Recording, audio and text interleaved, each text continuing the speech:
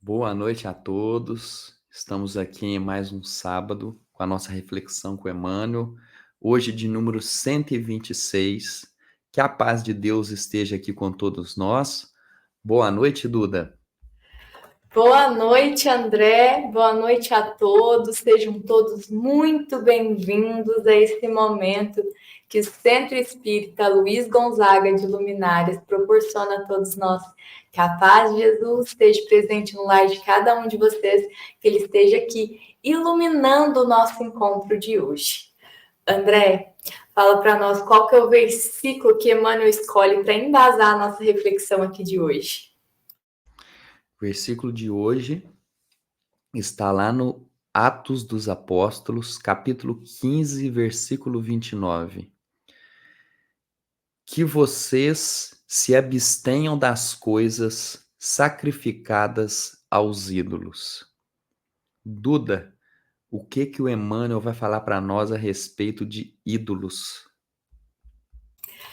André, Emmanuel começa a trazer para nós nessa reflexão aqui de hoje, falando que a nossa compreensão de ídolos ela é muito limitada, porque nós não conseguimos ter a ideia, né, da extensão que esse conceito de idolatria traz. Nossa mente, muitas das vezes, se limita a pensar em idolatrias de imagens materializadas de bons espíritos, né, em categorias santificadas, presentes em altares de igrejas, como uma única forma de idolatria e é uma forma que nós devemos evitar. Mas Emmanuel hoje chama atenção que essa forma de idolatria é a mais simples e o mais singelo dos problemas envolvendo idolatria, que nem deve mesmo ser uma preocupação nossa.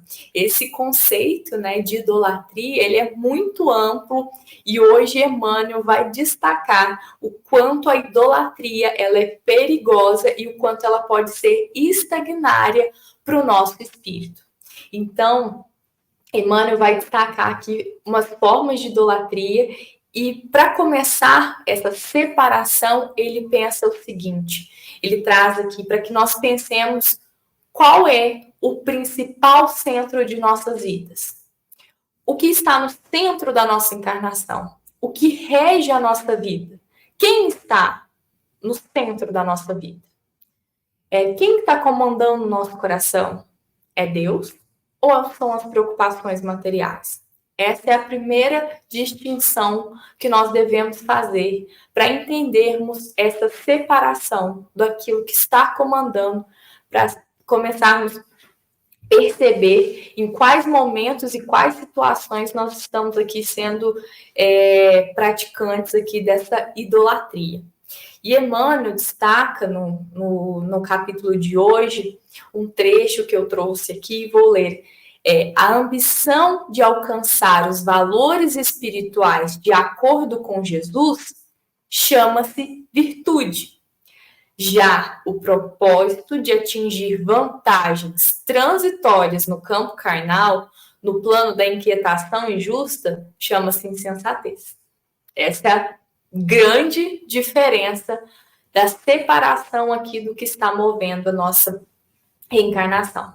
Ou seja, se nós estamos aqui, então, usando os recursos materiais para nos aproximar mais de Deus e elevar o nosso espírito, ou as coisas materiais têm sido o foco principal e a nossa principal busca de um alcance.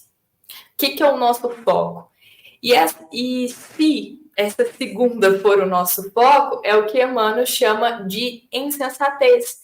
E a insensatez é exatamente essa busca inquietante que nós temos por cada vez mais e mais adquirir mais aquisições materiais e colocando ela acima das espirituais, tendo como foco o material no lugar do espiritual. E essa inquietação tem como resultado principal o afastamento do nosso espírito ali, daquilo que é das coisas de Deus. Então, Emmanuel também diz que além de ter ali como centro da atenção as coisas materiais, físicas, o reconhecimento, quando nós estamos buscando um reconhecimento para nós mesmos, buscando estarmos em primeiros lugares, patamares sempre mais elevados, onde quer que nós estejamos num convívio social, é uma idolatria a si mesmo. Porque Emmanuel chama a atenção aqui hoje que Jesus nos recomendou que nós evitemos essas posições. Assim como também ter, além de admiração por outra pessoa, se nós tivermos algo além disso, de tomar como exemplo, como uma admiração, algo que for além seria também considerado um culto à idolatria. Por exemplo, um culto a um médium, a um palestrante espírita. Se nós tivermos algo além do que uma admiração, vou citar aqui um grande exemplo, que é o Chico Xavier. Ele é um grande exemplo, é uma grande inspiração, né, de uma forma de vida, onde muitas boas obras foram praticadas por ele. É um exemplo, alguém que nós possamos inspirar a nossa vida.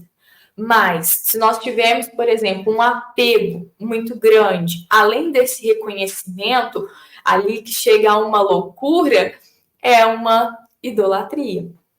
Então, basicamente, se colocarmos algo que não as coisas espirituais no centro da nossa vida, nós estaremos nessa posição adorativa.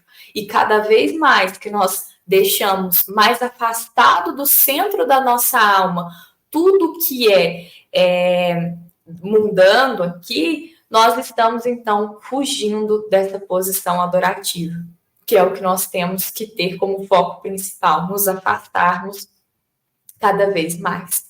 Mas é importante também nós destacarmos aqui que nós estamos dizendo em condições onde é realmente o centro da vida. Não há nenhum problema, e Emmanuel não destaca nenhum problema, se nós desejamos ter alguma conquista material. De modo algum, nós podemos desejar ter a nossa casa, ter um carro para a nossa família, isso não é um problema. O problema passa a ser quando isso se torna um único motivo da nossa vida, aquele centro da nossa atenção, onde a gente só deposita as energias para aquilo, nem sequer separa um minuto para ir ouvir uma palestra, ir em um culto religioso, fica extremamente focado somente em um único objetivo, e é esse objetivo que nos afasta de Deus. Porque se nós estamos usando tudo que é material para facilitar as nossas conquistas de valores espirituais, isso é muito bem-vindo. Por exemplo, a nossa casa, quando temos uma casa, nós podemos ali servir a nossa família, né? Onde vai acolher a nossa família. Essa mesma casa pode servir de abrigo para alguém que pede um dia para ficar na nossa casa, dormir alguma noite ou uma temporada. Ela é realmente um instrumento ali para que nós possamos acolher o outro. Neste caso, nós vemos aí esse exemplo que Emmanuel fala, que é realmente como um apoio, como um recurso para nos aproximarmos de Deus. Assim como se nós temos um carro e isso nos facilita ir até o centro, facilita que a gente ajude um irmão, nós estamos usando um recurso material que nós adquirimos em benefício do nosso valor espiritual. O importante é que nunca seja ao contrário, que nós estejamos ali buscando o material primeiro e depois a gente pensar ali no espiritual, porque nós nunca sabemos o tempo e esse não é o nosso objetivo principal aqui na Terra. E também, né, Duda, para a gente não pensar que a nossa relação com Deus seja que Deus é um aplicativo, né, que a gente pede o que a gente precisa, né, que a gente deseja, eu quero isso, eu quero aquilo, né, que a gente tenha essa consciência dessa relação, né, igual colocamos na reflexão passada, né, dessa relação de pai, né, que Deus tem com nós e que somos filhos de Deus, né? Então, é essa relação de carinho, de cuidado, de amparo, mas também de correção, né? De imposição, não na força, mas aquela imposição com amor, aquela imposição com cuidado, com tato, né? De como corrigir. Exatamente, porque nós, como falamos na semana passada, tudo isso é possível porque nós estabelecemos, então, uma relação de confiança com Deus, porque nós confiamos que Ele realmente é o nosso Pai e vai cuidar de todos os detalhes, e nosso objetivo da encarnação tem que ser voltada realmente para aquilo, para o centro, e o centro da nossa vida precisa estar em Deus, já que é o nosso Pai e aquele provedor dos maiores cuidados e das melhores conselhos e desenvolvimento aqui da nossa vida terrena. André, conta para nós alguma história, ilustra. Sim, é porque eu sei falando aí, né? Aí trazendo para a reflexão de hoje é assim, porque a relação com Deus tem que ser de pai e não de um ídolo, né? Que a gente coloca lá em cima e fica ali sem fazer nada, só admirando. Não, Deus quer que a gente faça. A gente precisa fazer a nossa parte, não é só ficar parado ali olhando como se fosse um ídolo, né? Algo. E aí, eu fiquei pensando o seguinte, né? Você colocando a respeito desse ponto, dessa idolatria, né? E aí o versículo fala a respeito no Atos dos Apóstolos, né? Para a gente se abster de fazer sacrifício para os ídolos, né? Ou seja, ficar nessa adoração, nessa maneira de colocar a nossa fé, porque e aí, em questão de saber orientar o nosso desejo quantas vezes nós sacrificamos a nossa própria saúde física e mental em busca de prazeres e sensações, né? Nós temos que prestar atenção no que nós estamos demandando essas nossas energias, né? E essa idolatria, né? Que aqui é o termo colocado hoje por Emmanuel. Porque tem uma passagem de Jesus que Jesus estava na mesa comendo com publicanos e pecadores. E aí os fariseus, horrorizados, né, falam assim para os discípulos, mas por que o mestre de vocês come com publicanos e pecadores? Ou seja, Jesus estava ali presente. Ao invés deles perguntarem a Jesus, eles foram para os discípulos. E aí Jesus ouviu e respondeu: não são os que têm saúde que precisam de médico, mas sim os doentes. E aí Jesus diz assim, ó: misericórdia eu quero, sacrifício não. Então o que Jesus está querendo dizer? Eu não quero sacrifício, coisa externa, coisa supérflua. O que eu quero é misericórdia. E aí, o que é a misericórdia? A misericórdia é a gente sacrificar o nosso orgulho, o nosso egoísmo, né? A nossa maledicência de falar mal do outro. Então, Jesus quer tudo isso, orgulho, egoísmo e maledicência. O que é isso? É misericórdia. Com misericórdia, a gente deixa de fazer essas coisas. Então, o que Jesus quer que a gente faça não é nos sacrificar de maneira a nos deixar inúteis para contribuir com a obra de Deus, mas é que nós façamos uma mudança, uma limpeza, uma reforma nos nossos defeitos, nas nossas imperfeições, para que a gente tenha misericórdia para auxiliar os outros, os nossos irmãos. Então é muito bonita essa frase de Jesus, né? Misericórdia eu quero, sacrifício não. Porque sacrifício é como se ele estivesse dizendo: o Antigo Testamento, Moisés, os profetas já trouxe tanto isso, tanto sacrifício, tanto coisa. Não é isso. O momento não é disso. O momento é de acolher, de consolar, de amparar, de ter misericórdia com os nossos irmãos. Bom, que nessa situação, né, André, o único sacrifício ali é realmente daquilo que está atrapalhando realmente o nosso desenvolvimento, é sacrifício ali das nossas falhas, né, para que a gente possa mostrar ali um lado mais misericordioso e mais acolhedor, né? Até na continuidade desse versículo, Emmanuel usou só um pedaço, mas fala exatamente disso, né? Você citou o Antigo Testamento, sobre esse sacrifício que se fazia, né, dos animais e muitos sacrifícios que eram de coisas externas, mas o sacrifício realmente é só interno, né, daquilo que está fazendo mal ao nosso espírito. Mas o que nós devemos mostrar é realmente a misericórdia. Muito bonito esse exemplo que você trouxe, André. E outra coisa também, né, Duda, se a gente pensar qual foi o sacrifício que Jesus fez, né? O que ele pegou e destinou a Deus para poder sacrificar? Ele não fez nenhum sacrifício, né? Por mais que alguns acreditem que a crucificação dele foi um sacrifício, não, ali foi um ato porque precisava de uma morte que todos presenciassem, que todos não tivessem dúvida de que aconteceu a morte de Jesus. Então a crucificação estava ali, em público, para todos verem. Por que isso? Qual o objetivo disso? O objetivo disso é simplesmente para que quando ele aparecesse novamente, as pessoas não tinham dúvida que ele tinha morrido. Mas quando ele aparece, é uma certeza de que a vida continua, a vida é eterna. Então, é esse o ponto, é essa a leitura bonita que Jesus deixa para nós. O Duda, e o trecho de hoje, qual que você separou para nós?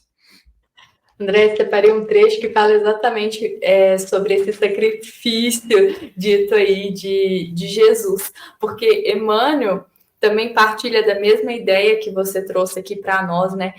Esse ato, ele não foi um sacrifício, mas foi a obediência que Jesus tinha com Deus, porque Jesus é esse exemplo onde a vida se pauta apenas um único centro. E aí eu separei o trecho que fala exatamente disso, que fala assim: quando te encontres, pois preocupado com os insucessos e desgostos no círculo individual, não esqueça que o Cristo, aceitando a cruz, ensinou-nos o recurso de eliminar a idolatria mantida em nosso caminho por nós mesmos.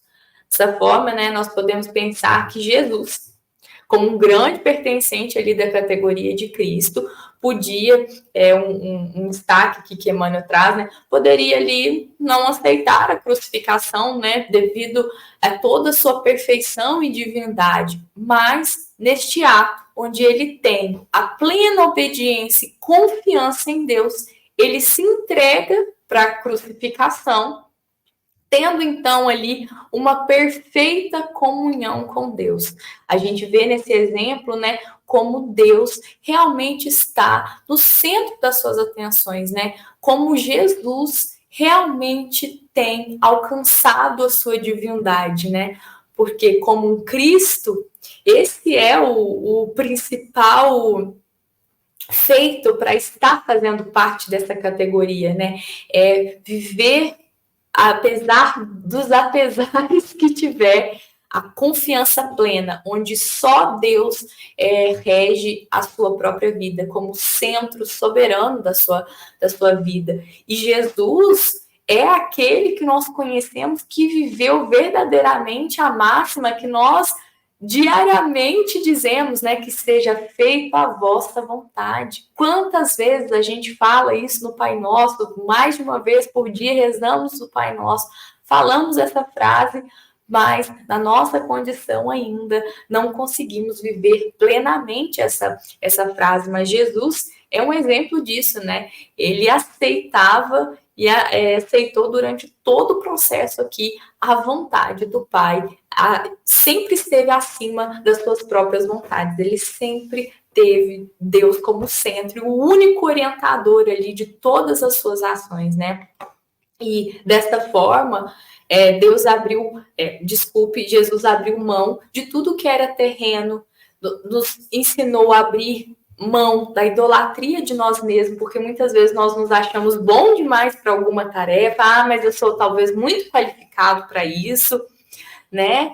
Então, Jesus trouxe esse grande exemplo, né, com a sua atitude, e ele não importou com nada que era material, e apesar de estar num momento muito difícil, o momento da sacrificação, da crucificação, era um momento muito difícil ali que ele estava vivendo, mas isso não abalou em nenhum momento a sua comunhão com Deus. Muito pelo contrário, foi ainda mais fortalecida, não é mesmo, André? É porque se a gente pensar aqui, né? Se fosse a maioria de nós ia falar assim, não, aí é demais. Não, isso aí eu não aceito, não. A minha posição, a evolução que eu tô, eu passar por essa humilhação toda na cruz, não, Deus, você tá por fora. Isso aí eu não quero, não. Que aí demonstra, né? O que que Jesus está demonstrando para nós? Esquece o seu orgulho ferido nesse momento. O que interessa é o quê? É o propósito, é o final, é o resultado. É lá é que nós devemos ter os olhos, é lá, é no futuro, é no resultado daquilo que a gente está fazendo. E aí eu me lembrei também de que lá na nossa amada casa, Luiz Gonzaga de Luminárias, no nosso crachá de voluntário, atrás está escrito assim: é necessário ser grande nas tarefas pequenas para ser pequeno nas tarefas grandes. Porque é isso que a gente precisa fazer. É o que Jesus está fazendo aqui, né? Olha como Jesus foi pequeno, né? Foi grande numa tarefa pequena de, exemplo, lavar o pé, lavar os pés dos discípulos. Olha que grandeza dele. E Pedro não entendeu naquele momento essa grandeza dele, disse: Não, eu não aceito. Você não vai lavar meu pé, não. Eu não aceito. E aí Jesus fala assim para ele: Olha, se eu não lavar seus pés, você não vai ter parte comigo.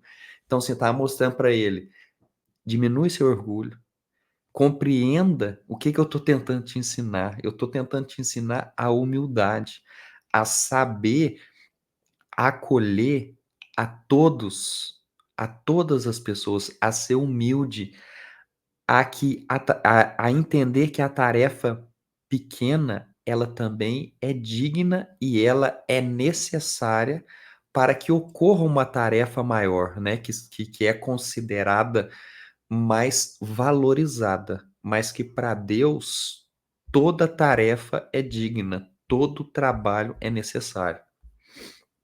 É igualmente importante, né? Independente do tamanho, né? Jesus teve os mais diversos exemplos, né? De grandes milagres, de grandes transformações, desde às vezes uma palavra amiga pequena que realmente transformava muitas vidas.